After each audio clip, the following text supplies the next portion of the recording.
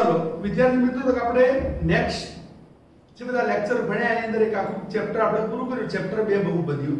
હવે જે આપણે જે ચાલુ કરવાના છીએ ચેપ્ટર 1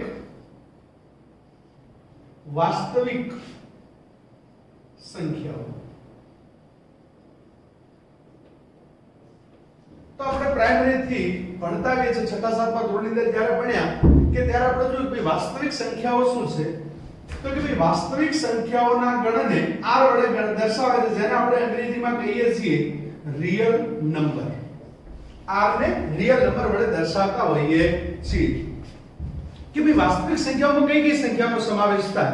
તો જનરલી આપણે ગણિતમાં અભ્યાસ કરીએ છીએ જે સંખ્યાઓનો ઉપયોગ કરીએ છીએ શરૂઆતમાં કરીએ, ધારો કે 1 હોય, 4 હોય, 8 હોય, 32 હોય, કોઈ અપૂર્ણાંક સંખ્યા હોય, બરાબર, કોઈ દશાંશ પૂર્ણાંક હોય 0.4, 0.4 નો 12 હોય, 0.432 નો 12 હોય, આવી કોઈ પણ √3 હોય, √5 હોય, પાય હોય. તો આ બધી જ સંખ્યાઓનો સમાવેશ શાની અંદર થાય છે તો કે વાસ્તવિક સંખ્યાઓમાં સમાવેશ થતો હોય છે. આપણે જે ચેપ્ટર ભણવાના છીએ જેમાં ખાસ કરી અને વાસ્તવિક સંખ્યાઓ ચેપ્ટરમાં કયા કયા મુદ્દાનો અભ્યાસ કરીશું. તો મુખ્યત્વે બે મુદ્દાનો અભ્યાસ આપણે કરવાના છીએ. કે એક શું છે તો કે વાસ્તવિક સંખ્યાઓની અંદર એક પહેલો મુદ્દો છે આપણો કે જેની અંદર આપણે અભ્યાસ કરવાના છીએ સમય અને અસમય સંખ્યાની સમજ. સંખ્યાની સમજ. બીજું કે આપણે ભણવાના છીએ ગુસા અને લસા.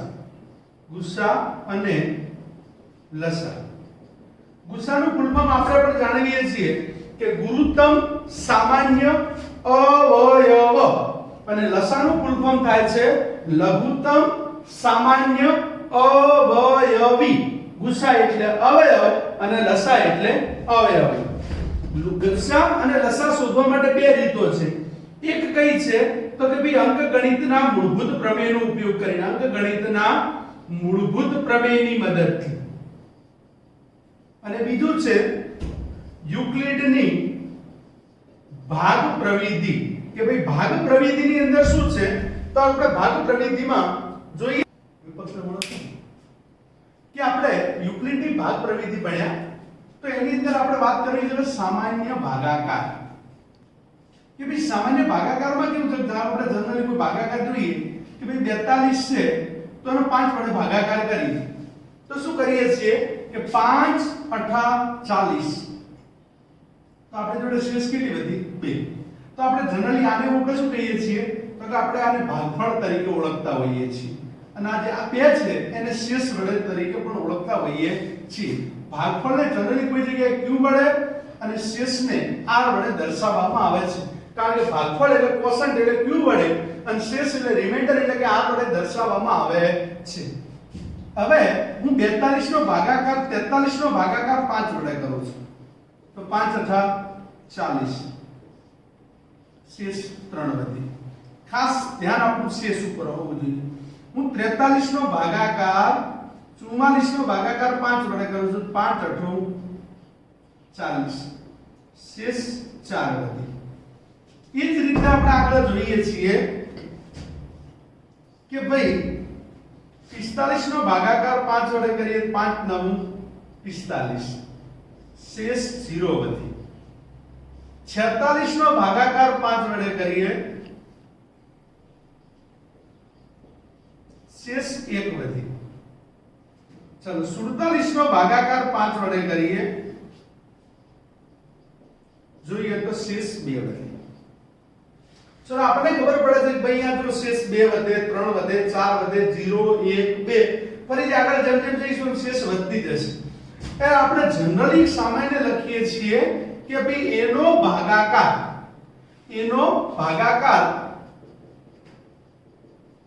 b વડે કરતા, એનો ભાગાકાર b વડે કરતા. કે ભાઈ એ છે એનો ભાગાકાર b વડે કરીએ શું થાય કે a બરાબર શું થશે bq r.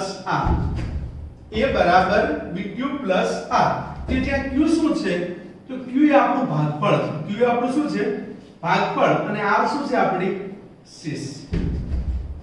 q q એ ભાગફળ અને r એ આપણું શું છે શેષ છે હવે આપણે જોઈએ કે કઈ રીતે દરેક અલગ અલગ એક્ઝામ્પલ ની અંદર ફરીથી અહીંયા આપણે જોઈએ છીએ તો કે ભાઈ અહીંયા 42 એટલે શું થાય તો કે 42 બરાબર 5 ગુણ્યા ભાગફળ 8 વત્તા શેષ 2 ચલો અહીંયા 43 બરાબર શું થશે તો કે 5 ગુણ્યા 8 વત્તા 3 5 ગુણ્યા 8 વત્તા 3 અહીંયા 44 બરાબર શું થશે 5 ગુણ્યા 8 વત્તા 4 અહીંયા 45 બરાબર શું થશે તો કે 5 ગુણ્યા 9 વત્તા 0 અહીંયા 47 બરાબર લખીએ તો શું થશે 5 ગુણ્યા 9 પ્લસ 2 આપણે જનરલી જોઈએ છીએ કે ભાઈ આ તો 47 બરાબર 5 ગુણ્યા 9 વત્તા 2 તો એ જ રીતે આ જે સેન્ટેન્સ છે એ બરાબર bq પ્લસ r અહીંયા જે આ શેષ છે a બરાબર bq પ્લસ r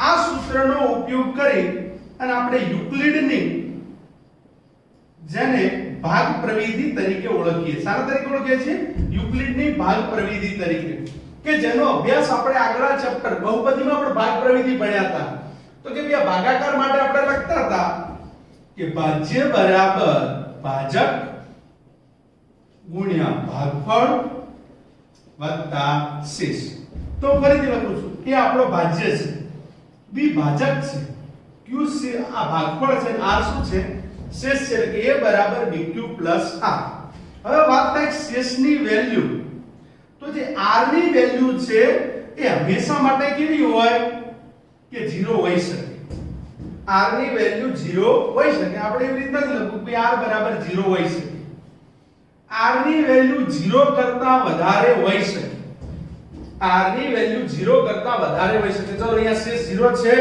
ઓકે 0 કરતા વધારે 1 2 3 4 0 કરતા વધારે હોઈ શકે પણ શેષની વેલ્યુ ક્યારે આજે આપડા 5 છે જેને આપણે શાના તરીકે ઓળખીએ છીએ ભાજક તરીકે તો કે ભાજક કરતા ઓછા ક્યારે હોઈ શકે નહીં શેષ 2 થઈ 3 થઈ 4 થઈ 0 થઈ 1 થઈ 2 થઈ પણ 5 કરતા ક્યારે વધારે થઈ શકે નહીં એટલે જે r ની વેલ્યુ છે એ ક્યારે b કરતા વધારે હોઈ શકે નહીં એટલે કે એને જો આપણે ડાયરેક્ટ લખવું શું લખી શકીએ કે 0 less than or equal to r less than b આને ગુજરાતીમાં લખવું હોય તો શેષ શૂન્ય હોઈ શકે તેનાથી વધારે હોય પણ ભાજકથી વધારે ન હોય તો શેષ માટેનું આ જે સેન્ટેન્સ છે એ આપણને હંમેશા માટે યાદ હોવું જોઈએ તો અંકગણિતનું મૂળભૂત પ્રમેય હવે જે આપણે ભણવું છે એક નવો ટોપિક કે ભાઈ અંકગણિતનું મૂળભૂત પ્રમેય આ મૂળભૂત પ્રમેય છે શું અંકગણિતનું જે મૂળભૂત પ્રમેય શું છે તો કે ભાઈ અંકગણિતના મૂળભૂત પ્રમેયની વાત કરીએ તેનો કહેવાનો મતલબ એવો છે કે ધારો કે હું એક સંખ્યા લઉં છું કે ભાઈ 45 છે તો 45 એક પ્રકારની વિભાજ્ય સંખ્યા છે 45 શું છે વિભાજ્ય સંખ્યા છે તો કે વિભાજ્ય સંખ્યાઓને એક રીતે અવિભાજ્ય સ્વરૂપે દર્શાવી એ કહે છે અંકગણિતનું મૂળભૂત પ્રમેય કઈ રીતે કે ભાઈ 3 * 5 તો શું થશે 3 * 3 * 5 3 * 9 = 45 તો આ છે અંકગણિતનું મૂળભૂત પ્રમેય કોઈ બીજી સંખ્યાનો ધારો હું 70 લઉં છું તો 70 નો કઈ રીતે લખીશ 2 * 5 * 10 તો ભાઈ અંકગણિતનું મૂળભૂત પ્રમેય શું છે તો કે ભાઈ અવિભાજ્ય સંખ્યાને વિભાજ્ય સંખ્યાને અવયવોના ક્રમને અવગણીને અનન્ય રીતે લખી શકાય છે વિભાજ્ય સંખ્યાને અવયવોના ક્રમને અવગણી અને અનન્ય રીતે લખી શકાય છે તો કે ત્યાં શું કહેવા માંગે અંકગણિતનું મૂળભૂત પ્રમેય કે ભાઈ આ વિભાજ્ય સંખ્યાઓ છે એના અવયવોના ક્રમને અવગણી અને અનન્ય રીતે એક અને માત્ર એક જ રીતે ભાઈ ધારો કે 45 છે ને 3 * 3 * 5 આવી અવિભાજ્ય સંખ્યાના સ્વરૂપમાં એક જ રીતે લખી શકાય છે, બીજી કોઈ રીતે લખી શકાતું નથી. અવગણીને અવિભાજ્ય અવયવોના સ્વરૂપે, અવયવ ખરા પણ કેવા? અવિભાજ્ય અવયવોના સ્વરૂપે એક અને માત્ર એક જ રીતે લખી શકાય છે. આ વાતથી અંકગણિતના મૂળભૂત પ્રમેય. આવી ઘણી બધી સંખ્યાઓ આપણને પૈકી 140 છે એને અવિભાજ્ય સંખ્યાના અવયવ સ્વરૂપે દર્શાવો. તો આના માટે ઘણી બધી રીત છે. ભાઈ અવયવ વૃક્ષની રીત પણ છે. ભાઈ 140 છે તો હું શું કરીશ કે 2 ગુણ્યા 70. 70 છે તો 2 ગુણ્યા 35. 35 છે તો 5 અને 7. તો આપણે જનરલી હું 140 બરાબર શું લખી શકું? 2 ગુણ્યા 2 ગુણ્યા 5 ગુણ્યા 7. 2 ગુણ્યા 2 ગુણ્યા 5 ગુણ્યા 7. તો કે 140 બરાબર 2 ગુણ્યા 2 ગુણ્યા 5 ગુણ્યા 7. તો આપણે જે અહીંયા જે અવિભાજ્ય સંખ્યાઓ જે મળી આપણને એના સ્વરૂપે આપણે વિભાજ્ય સંખ્યાને દર્શાવી. તો આપણો અંકગણિતનો મૂળભૂત પ્રમેય શું કહે છે કે વિભાજ્ય સંખ્યાને અવિભાજ્ય સંખ્યાના અવયવોના ક્રમને અવગણીને, ધારો કે કોઈ કે ના છે મારે તો 2 ગુણ્યા 5 ગુણ્યા 7 ગુણ્યા 2 લખવું છે, તેનાથી કોઈ વાંધો છે નહીં. એનો મતલબ પણ શું થાય છે? એનો એ જ થાય છે 2 ગુણ્યા 5 ગુણ્યા 7 ગુણ્યા 2. તે ધારો કે અહીંયા આપણે 45 લખ્યા છે તો 3 ગુણ્યા 3 ગુણ્યા 5 તો એના બરાબર 5 ગુણ્યા 3 ગુણ્યા 3 લખો, કોઈ વાંધો છે નહીં. એ જ રીતે 70 છે. 70 એટલે શું થાય? 2 ગુણ્યા 5 10 ને સોરી 7 સુધાર દેજો. 2 ગુણ્યા 5 ગુણ્યા 7. એને કોઈ કે ના સર મારે તો એ રીતે નહીં લખું. 2 ગુણ્યા 7 ગુણ્યા 5 એના ક્રમને અવગણીને, ક્રમથી કોઈ ફેર પડતો નથી. તો 140 એટલે શું થાય? 2 ગુણ્યા 5 ગુણ્યા 7 ગુણ્યા 2 લખો, 2 ગુણ્યા 2 ગુણ્યા 5 ગુણ્યા 7 લખો, કોઈ ખબર પડે, કોઈ વાંધો આવતો નથી. બીજું કોઈ એક્ઝામ્પલ જોઈએ આપણે. ધારો કે ભાઈ 225 ને અવિભાજ્ય સંખ્યાઓના ગુણાકાર સ્વરૂપે દર્શાવો. 225 છે તો ચલો પાછળનો 5 છે એટલે મને ખબર પડે કે 5 વડે ભાગ ચાલવાનો. તો ચલો શું કરીશું? 225 અને 5 તો આપણે લખી દીધા. તો થાય શું? તો કે 45 50 225. 45 50 225. ચલો 45 છે એટલે 3 ગુણ્યા શું કરીશું કયો? 15. 15 છે એટલે 3 ગુણ્યા 5. તો 225 બરાબર આપણે લખી શકીએ કે 5 ગુણ્યા 3 ગુણ્યા 3 ગુણ્યા 5. ચાલે? 5 ગુણ્યા 3 ગુણ્યા 3 ગુણ્યા 5. કોઈ કે ના સર મારે તો આવી લખું 3 ગુણ્યા 3 ગુણ્યા 5 ગુણ્યા 5 તો દોડે નહીં. મારે તો 3 નો વર્ગ ગુણ્યા 5 નો વર્ગ તો એ પણ ચાલે. તો આપણે કયા સ્વરૂપે દર્શાવ્યું છે આને? અવિભાજ્ય સંખ્યાના અવયવની સ્વરૂપે દર્શાવેલો છે. સર આગળ જોઈએ કોઈ એક્ઝામ્પલ બીજું કે ભાઈ આપણે જોડે કોઈ એક વેલ્યુ લખી. આપણે ધારો કે 170 લખી છે. કેટલા લખ્યા છે? 170. તો 170 ને કઈ રીતે આપણે દર્શાવીશું? તો કે ભાઈ ચલો 170. ચલો પાછળનો 0 છે તો મને સીધી જ ખબર પડે કે ભાઈ 2 વડે ભાગ ચાલશે. કેટલા વડે ભાગ ચાલશે? 2. તો 2 ગુણ્યા 85. ચલો 85 નો ભાગ શું ચાલશે? તો 5 ગુણ્યા 17. હવે આપણને ખબર પડે કે 17 એ અવિભાજ્ય સંખ્યા છે. 17 એ કેવી સંખ્યા છે? અવિભાજ્ય. એટલે આપણો ભાગાકાર અહીંયા પૂર્ણ થાય છે. 170 બરાબર 2 ગુણ્યા 5 ગુણ્યા 17. તો આપણે દર્શાવ્યું અવિભાજ્ય સંખ્યાના અવયવ સ્વરૂપે દર્શાવીએ છીએ.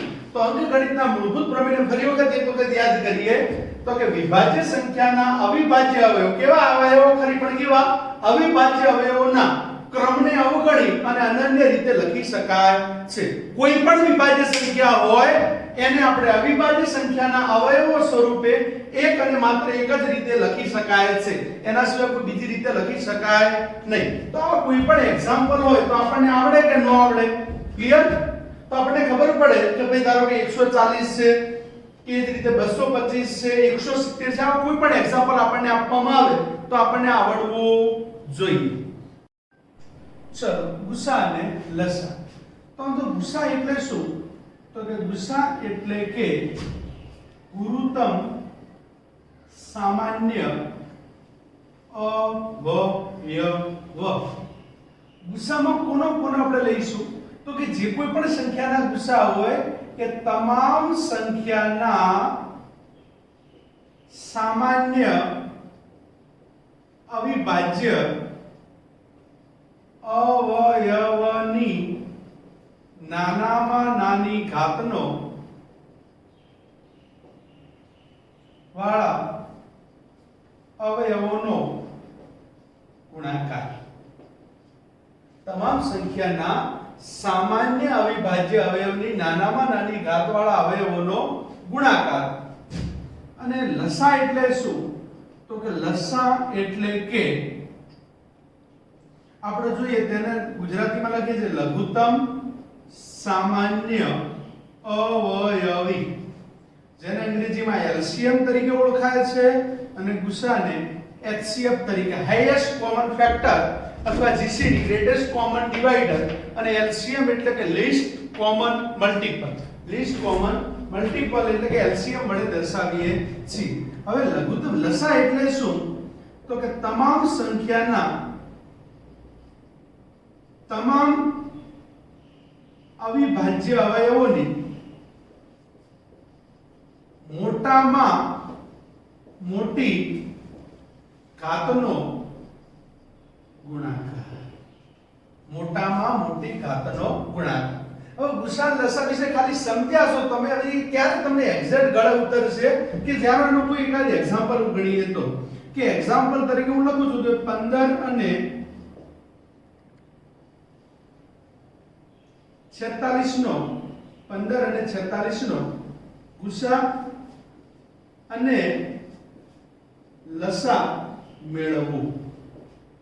15 અને 46 નો ગુસા અને લસા મેળવવું. તો આપણે શું કરીશું કે 15 એટલે કે ભાઈ એને અવિભાજ્ય સંખ્યાના અવયવની રીતે દર્શાવીએ તો 3 ની 1 ઘાત ગુણ્યા 5 ની 1 ઘાત. 46 છે તો જેમાં શું આવશે 2 ની 1 ઘાત ગુણ્યા 23 ની 1 ઘાત. બહુ અગત્યનો બહુ મસ્ત ટોપિક આપણે એટલા માટે આ એક્ઝામ્પલ પસંદ કર્યો. મારે એનો ગુસા લખવો છે તો હું લખું છું કે ભાઈ ગુસા 15 અને 46. ગુસા એટલે શું? સામાન્ય અવિભાજ્ય અવયવ. ચલો આમાં કોઈ મને સામાન્ય અવિભાજ્ય અવયવ, તો મને કોઈ સામાન્ય અવિભાજ્ય અવયવ દેખાતો નથી. અહીંયા 3 છે 3 નથી, 5 છે 5 નથી. કોઈ પણ પ્રકારનો સામાન્ય અવિભાજ્ય અવયવ ન હોય તો એનો ગુસા કેટલો બનશે? 1. ચલો લસા, તો કે ભાઈ લસા 15 અને 46 બરાબર બંનેમાં તમામ સંખ્યાના તમામ અવિભાજ્ય અવયવ. તમામ અવિભાજ્ય અવયવ તો 3 5 2 અને 23. 3 5 2 અને 23. 3 5 2 અને 23. 3 ની મોટા મોટી ઘાત 1, 5 ની મોટા મોટી ઘાત 1, 2 ની મોટા મોટી ઘાત 1, 23 ની મોટા મોટી ઘાત 1.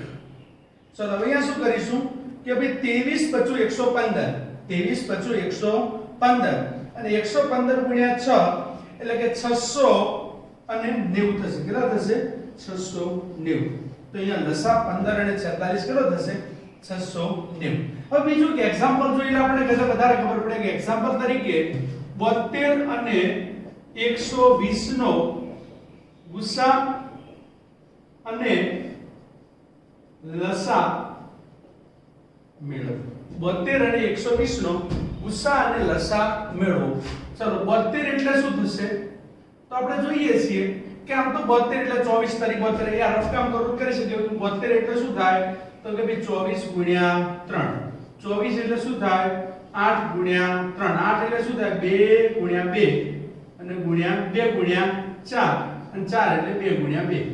તો આમ તો 72 એટલે શું થાય? 2 ગુણ્યા 2 ગુણ્યા 2 ગુણ્યા 3 ગુણ્યા 3. આટલું બધું 72 ના અવયવ થશે. એટલે 72 એટલે કે 2 ગુણ્યા 2 ગુણ્યા 2 એટલે 2 ની 3 ઘાત ગુણ્યા 3 નો વર્ગ. 8 નમું 72. આપણે જનરલી ખબર પડે કે 72 મળી ગયા. હવે મારી જોડે 120 છે. 120 એટલે શું થશે? તો એ પણ ફરીથી આ જ રીતે આપણે ગણવા ગણી શકીએ કે 120 એટલે કામ તો કહી શકીએ કે 24 × 120. 24 એટલે 8 કરી 24 અને 8 એટલે 2 ગુણ્યા 4, 4 એટલે 2 ગુણ્યા 2. આ બધા જે કોના આવે છે? 120 એટલે 2 નો ઘન ગુણ્યા 3 ગુણ્યા 5. આપણે અવયવ પાડતા આવડવા જોઈએ. હવે આપણે જોઈએ કે 72 અને 120 નો ગુસા. તો કોનો ગુસા છે? કે ગુસા 72 અને 120. તો એના જવાબમાં શું આવશે? તો કે ગુસા એટલે શું? તો આપણે ભણી ગયા કે સામાન્ય અવિભાજ્ય અવયવ, તમામ સંખ્યાના સામાન્ય અવિભાજ્ય અવયવ. તો મને સામાન્ય અહીંયા 2 દેખાય છે, 3 બંનેમાં છે, તો લખી દઉં 2 અને 3. પણ એમની કઈ ઘાત? નાનામાં નાની ઘાત. અહીંયા 3 ની પણ એક ઘાત છે, 5 ની પણ એક ઘાત છે. અહીંયા 2 ની નાનામાં નાની ઘાત કેટલી છે? 3 જ છે. અને 3 ની નાનામાં નાની ઘાત અહીંયા 2 છે, અહીંયા 1 છે. તો ચલો નાનામાં નાની ઘાત કેટલી આવશે? 1. એટલે 2 નો ઘન અને 3 ની એક ઘાત. ચલો 2 નો ઘન ગુણ્યા 3 ની એક ઘાત. 2 નો ઘન કેટલો થાય? 8. 3 ની એક ઘાત 3 એટલે 8 તરી 24. તો એનો ગુસા કેટલો મળ્યો? 24. ચલો લસા. તો કે ભાઈ લસા 72 અને 120. લસા એટલે શું? તો વારંવાર આપણે અત્યારે અહીંયા જોઈએ છે તમામ સંખ્યાના તમામ અવિભાજ્ય અવયવની મોટામાં મોટી ઘાત. તો તમામ અવયવ કયા કયા આવશે? 2, 3 અને 5. તમામ અવયવ કયા કયા છે? 2, 3 અને 5. ચલો 2 ની મોટા મોટી ઘાત 3, 3 ની મોટા મોટી ઘાત 2 અને 5 ની મોટા મોટી ઘાત 1. ચલો 2 નો ઘન 8, 9 અને 5. 8 9 72, 72 ગુણ્યા 5 એટલે 360. તેમનો લસા કેટલો થશે? 360. ચલો ખબર પડે છે. હવે આવું બીજું જોઈએ કે ભાઈ 6 અને 150 ના ગુસા અને લસા મેળવો. 6 અને 150. તો અહીંયા 6 એટલે શું થાય? 2 ની એક ઘાત ગુણ્યા 3 ની એક ઘાત. 150. ચલો નથી ખબર પડતી, હવે પાડો. 3 ગુણ્યા 50, 50 એટલે 2 ગુણ્યા 25 અને 25 એટલે 5 ગુણ્યા 5. એટલે કે એનો મતલબ શું થાય? 3 ગુણ્યા 2 ગુણ્યા 5 નો વર્ગ. કોઈ કેના સાહેબ આ કેમ લખું? 2 ગુણ્યા 3 ગુણ્યા 5 નો વર્ગ. અને આ તો શું લખાય? 2 ની એક ઘાત ગુણ્યા 3 ની એક ઘાત. સર એનો શું આપણે શું શોધવા છે? ગુસા. શું શોધવા છે? ગુસા. ગુસા એટલે શું? તો આપણે ફરીથી અહીંયા જોઈએ છીએ સામાન્ય અવિભાજ્ય અવયવની નાનામાં નાની ઘાત. ચલો આમાં સામાન્ય અવિભાજ્ય અવયવ કયા છે? તો કે 2 અને 3. ચલો નાનામાં નાની ઘાત અત્યારે 1 છે બંનેમાં, તો 1 2 ની એક ઘાત 3 ની એક ઘાત. તો 2 ની એક ઘાત 2, 3 ની એક ઘાત 3 એટલે 2 તરીકે લખશે 6. ચલો લસા. લસા એટલે શું? તો આપણે જોઈએ છીએ કે તમામ સંખ્યાના તમામ અવિભાજ્ય અવયવની મોટામાં મોટી ઘાત. ચલો મોટામાં મોટી ઘાત એટલે અહીંયા શું થશે? 2, 3 અને 5. પહેલા તમામ અવયવ લખી દે. લસા કે એટલે તમામ અવયવ હું લખી દઈશ 2, 3 અને 5. ચલો 2 ની મોટામાં મોટી ઘાત 1, 3 ની મોટામાં મોટી ઘાત 1 અને 5 ની મોટામાં મોટી ઘાત કેટલી છે? 2. 2 એકા 2 ની એક ઘાત 1, 3 ની એક ઘાત 1 અને 5 નો વર્ગ 25. 25 તરી 75 દુ 150. તો લસા કેટલો મળ્યો આપણને? 150. વધુ એક એક્ઝામ્પલ જો ધારો કે 26 અને 51. તો 26 છે તો 26 ના અવયવ શું થશે? તો કે 2 ની એક ઘાત ગુણ્યા 13 ની એક ઘાત. ચલો 91 છે તો ભાઈ 91 ના અવયવ શું થશે કયો? તો કે 14 સીતા ના થાય, 13 સીતા 91 થાય. 13 સીતા 91 તો 7 ની એક ઘાત ગુણ્યા 13 ની એક ઘાત. ચલો મારે એનો ગુસા શોધવો છે. તો કે ભાઈ ગુસા શું આવશે કયો? ગુસા એટલે કે બંનેમાં સામાન્ય હોય એવા, તો બંનેમાં સામાન્ય 13 અને એની પણ કેવી? નાનામાં નાની ઘાત એટલે 1 એટલે 13 ની એક ઘાત એટલે 13. ચલો લસા. તો લસામાં આપણે જોઈએ છીએ કે ભાઈ 26 અને 91 છે એનો લસા આપણે, તો લસા શું થશે? બધી જ સંખ્યા આવે, તમામે તમામ અવયવ આવે, જેટલા અવયવ તમને દેખાય બધે બધા લખી દો. અમને 2 7 ને 13 દેખાય તો મેં લખી દીધા 2 7 અને 13. ચલો 2 ની મોટા મોટી ઘાત કેટલી? 1. 7 ની મોટા મોટી ઘાત કેટલી? 1. 13 ની મોટા મોટી ઘાત 1. 7 દુ 14, 14 ગુણ્યા 13, 13 13 169 અને એની અંદર 13 ઉમેરી એટલે કેટલા થશે? 182. તો એનો લસા કેટલો થયો? 182. ચલો બીજું એક ઉદાહરણ છે 510 અને 92. ચલો 510 છે તો 510 ના અવયવ શું થશે અને 92 ના અવયવ શું થશે? જ્યારે જ્યારે આપણે અવયવ નીકાળવાનો હોય ત્યારે કેટલો? 510 એટલે 17 ગુણ્યા 3 ગુણ્યા 10 થાય. 17 તરી 51 ના 510. 17 3 અને 510 એટલે 2 અને 5 એટલે શું થશે? 2 ગુણ્યા 3 ગુણ્યા 5 ગુણ્યા 17. હો સાહેબ ગપ્પાના માત્ર ચેક કરી લેવું. 2 ગુણ્યા 3 ગુણ્યા 5 ગુણ્યા 17. તો 3 દુ 6 6 50 30 અને 17 તરી 51 એટલે કે 510 ક્લિયર. હવે આપણે અહીંયા જોઈએ છીએ 92 છે. તો 92 ના અવયવ શું થશે? તો કે 92 એટલે કે 46 દુ 92. 46 એટલે 23 ગુણ્યા 2 અને ગુણ્યા 2 એટલે કેટલા અવયવ પડશે કે 2 નો વર્ગ ગુણ્યા 30. બહુ મસ્ત એક્ઝામ્પલ છે. ગણિત પરીક્ષામાં પૂછાવાની શક્યતા દર્શાવે છે. ચલો એનો ગુસા. તો એનો ગુસા શું થશે? ગુસા એટલે કે બંનેમાં હોય એવો સામાન્ય સભ્ય. તો બંનેમાં હોય એવો સામાન્ય સભ્ય એકલો ખાલી મને 2 દેખાય છે. કેટલા દેખાય છે? 2. 2 ની નાનામાં નાની ઘાત કેટલી? અહીંયા એક ઘાત છે, અહીંયા બે ઘાત છે. ચલો નાનામાં નાની ઘાત કઈ આવશે? તો નાનામાં નાની ઘાત આવશે 1 એટલે 2 ની 1 ઘાત બરાબર 2. ચલો લસા. લસા એટલે શું? તો કે એની અંદર આવતા તમામે તમામ અવયવ આપણે લખવાના છે. એટલે 2 ગુણ્યા 3 ગુણ્યા 5 ગુણ્યા 17 ગુણ્યા 30. ચલો 2 ની મોટા મોટી ઘાત કેટલી? 2. ચલો 3 ની મોટા મોટી ઘાત 1, 5 ની મોટા મોટી ઘાત 1, 17 ની મોટા મોટી ઘાત 1 અને 23 ની મોટા મોટી ઘાત 1. હવે આટલો મોટો ગુણાકાર આપણને તો આવડતો નથી. 2 નો વર્ગ કેટલો થાય? 4 ગુણ્યા 3 ગુણ્યા 5 ગુણ્યા 17 અને ગુણ્યા 30. તો હવે આપણે તમે શું કરવાનું? ઘરેથી જાતે આપણે જે પણ ગુણાકાર થતો અહીંયા આન્સર સ્વરૂપે લખી દેવું. ક્લિયર?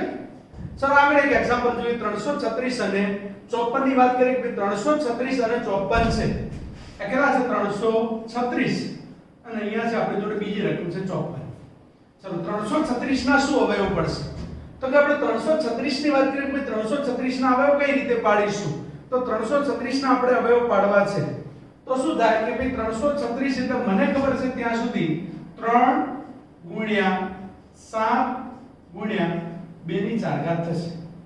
તો સાહેબ તો કે જાદુ કરે આપણે કઈ રીતે ખબર પડે કે 336 ના અવયવ કઈ રીતે પાડવા? તો અહીંયા ચાલો 336 ના અવયવ માર પાડવા હોય તો હું શું લખી શકું? 2 ગુણ્યા 168. 168 છે તેના 2 ગુણ્યા 84. 84 છે એટલે 2 ગુણ્યા 42. 42 છે એટલે 2 ગુણ્યા 21 અને 21 છે એટલે 7 ગુણ્યા 3. તો શું થાય? 2 ની 4 ઘાત ગુણ્યા 3 ગુણ્યા 7. 2 ની 4 ઘાત ગુણ્યા 3 ગુણ્યા 7. ચલો 54 ના શું અવયવ પડે? તો 54 ના શું અવયવ પડશે? તો 9 સંગ 54. 9 સંગ 54 થાય એટલે 54 છે તો આપણે એવું લખી શકીએ કે 9 ગુણ્યા 6. 9 એટલે 3 ગુણ્યા 3 અને 6 એટલે 2 ગુણ્યા 3 એટલે 3 ની 3 ઘાત ગુણ્યા 2. 54 એટલે શું થાય? 2 ગુણ્યા 3 ની 3 ઘાત. 2 ગુણ્યા 3 ની શું થશે? 3 ઘાત થશે. હવે આપણે એનો ગુસા અને લસા શોધવો છે. ચલો ગુસા કેટલો થાય અને લસા કેટલો થાય? ચલો ગુસાની વાત કરીએ આપણે તો કે ભાઈ એની સામાન્યમાં સામાન્ય અવયવ આવશે. તો સામાન્ય અવયવ કયા કયા છે? 2 અને 3. એક સામાન્ય અવયવ તરીકે 2 છે અને બીજા સામાન્ય અવયવ તરીકે શું છે? 3 છે. ચલો 2 ની નાનામાં નાની ઘાત કેટલી? 1. અને 3 ની પણ નાનામાં નાની ઘાત કેટલી? 1 એટલે 2 એકા 2 અને 3 એકા 3 એટલે આપણો જવાબ કેટલો આવશે? 6. ચલો 336 અને 44 નો આપણે લસા શોધવો છે. તો 336 અને 44 ના લસા માટે એના તમામે તમામ અવિભાજ્ય અવયવ આવશે 2 3 અને 7. બધા અવિભાજ્ય અવયવ જે તમને દેખા બધા લખી દેવાના 2 3 અને 7. ચલો 2 ની મોટામાં મોટી ઘાત કેટલી? 4. 3 ની મોટા મોટી ઘાત કેટલી? 3 અને 7 ની મોટા મોટી ઘાત છે 1. તો 2 ની 4 ઘાત કેટલી થાય? 16. 3 નો ઘન કેટલો થાય? 27 અને ગુણ્યા 7. જે કોઈ પણ હિસાબ થાય એ ઘરે જઈ ગણી લખી દેવા આપણો શું થશે? જવાબ. ચલો 96 અને 404 ની વાત કરીએ તો કે ભાઈ 96 અને 404. તો 96 ના શું અવયવ પડે અને 404 ના શું અવયવ પડે? તો 96 એટલે આમ તો આપણે શું કરીએ? 24 ચોક 96 થાય. 24 ચોક 96 થશે એટલે મારા મત મુજબ 2 ની 5 ઘાત ગુણ્યા 3 થાય. 2 ની 5 ઘાત ગુણ્યા 3 થાય. કારણ કે 2 ની 5 ઘાત ગણી લો કેટલી થશે? કયો 2 ની 5 ઘાત એટલે 32 અને 32 તરી 96. 404 છે એટલે 404 એટલે 2 નો વર્ગ ગુણ્યા 101. કારણ કે 4 ગુણ્યા 101 એટલે 404 થાય. 4 ગુણ્યા 101 એટલે કેટલા થાય? 404. હવે આપણે એનો લસા અને ગુસા શોધવો છે. પહેલા આપણે ગુસા શોધીએ કે ભઈ ગુસા કેટલો? તો કે ગુસા 96 અને 404 એટલે કે એમના કોમન બંનેમાં સામાન્ય હોય એવા, તો બંનેમાં સામાન્ય કેટલા છે 2 અને 2 ની પણ નાનામાં નાની ઘાત, અહીંયા 2 ની ઘાત છે 5, અહીંયા 2 ની ઘાત છે 2, તો બંનેમાં નાની ઘાત કઈ 2, તો 2 નો વર્ગ is equal to our answer is કેટલા આવશે 4. પણ હવે મારે આનો લસા શોધવો છે, તો કે ભાઈ લસા 96 અને 404 શું થાય, તો કે ભાઈ 96 અને 404 નો લસા એટલે કે બંનેમાં આવતા બધા અવયવ લખી દો, એટલે 2 3 અને 101 બધા અવયવ લખી દીધા. બધાની મોટામાં મોટી ઘાત 2 ની મોટામાં મોટી ઘાત 5, 3 ની મોટામાં મોટી ઘાત 1 અને 101 ની મોટામાં મોટી ઘાત 1 જ છે. 2 ની 5 ઘાત કેટલી થાય 32 ગુણ્યા 3 ગુણ્યા 101 ગુણાકાર કરજો, હું જાદુ જ કરું છું, મેજિશિયન છું ને. It's answer 9696. ઓકે.